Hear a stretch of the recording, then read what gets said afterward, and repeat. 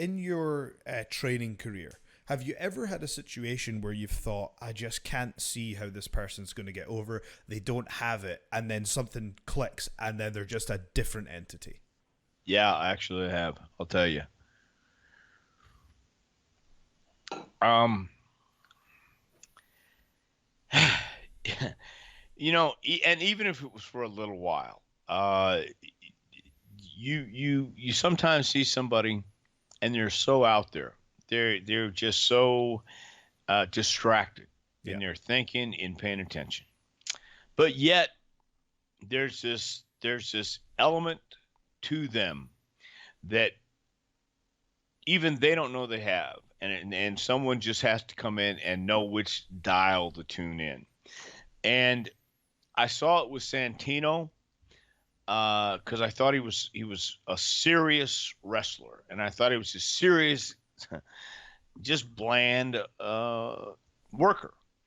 But when they finally let Santino go out and do the comedy and do Santino, not everybody's cup of tea, but he got over.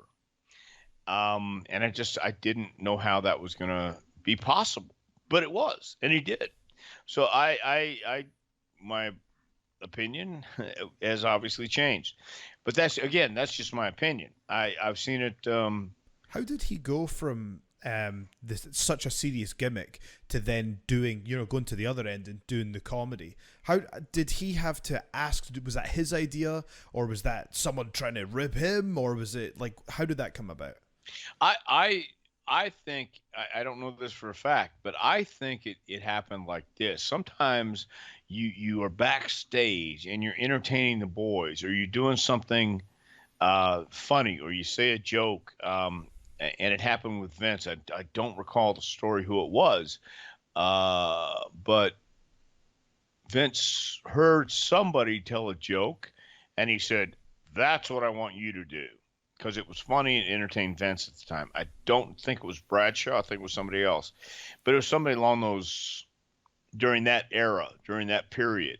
And I don't. It might have been Santino, but I don't think it was. And I think when the boys were together and Santino was being Santino and just playing around, entertaining everybody, it's going to get the word's going to get around, and maybe Yeah. he was doing it in front of the writers, and maybe that was it, and they said, well, we're not feeling what you're doing now, but we're feeling this, let's write for this. And that's what you need to do.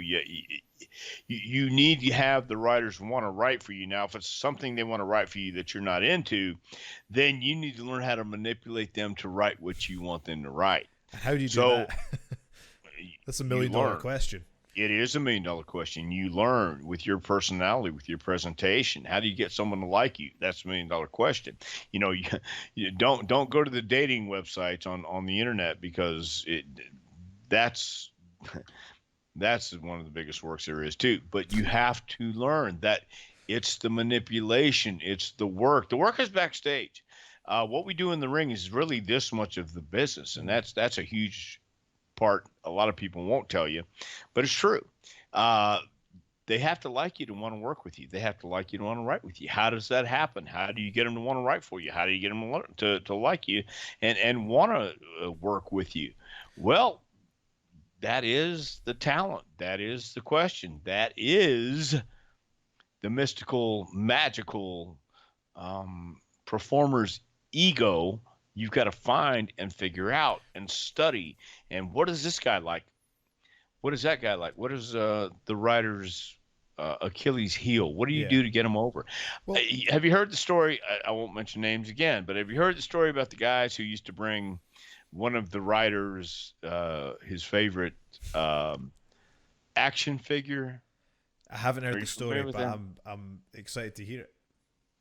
Well, these fellas were being written for by this certain writer because he liked them, and they developed a personal relationship, which was more available back then, I think, than it is now. I don't know the situation these days with 26 writers, however many writers they have. Yeah. I don't know.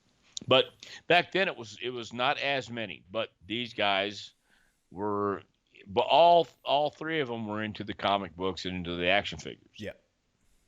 So these fellows brought the writer a couple of his favorite action figures. And of course, the conversation starts. And of course, they come up with ideas. And of course, it flows into what can we do on the show like this to make the ideas work and flow even more.